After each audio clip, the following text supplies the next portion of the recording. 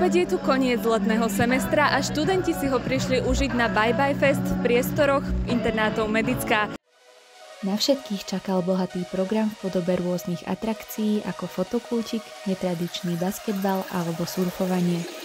Vo vonkajších priestoroch sa o zábavu postarali DJ Semir a DJ Luboš, Starflowers, hviezda večera Alan Murín a Štúrko. Tak my ako Štúrko sme si pre študentov pripravili už také tradičné aktivity, ktoré máme osvedčené a vieme, že študentov bavia. Jednou z nich je priniesť predmet, kedy vlastne majú doniesť nejaké zaujímavé predmety a potom máme pripravenú taktiež veľmi známu aktivitu a to je srkanie piva.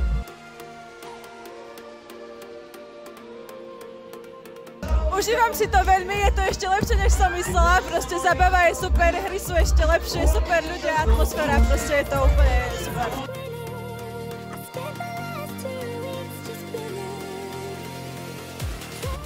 Špecifikom tohto Bye Bye Festu je v prvom rade to, že sme sa snažili vám vytvoriť, tým pádom, že som agentúra, ktorá nám to zabezpečovala, trošičku to iné pochopenie toho, ako môže vyzerať žúr. Je to v prvom rade to, čo je tu pre vás pripravené, v prvom rade ten stage, tá atmosféra a všetko to, čo vytvára to, aby ste sa bavili.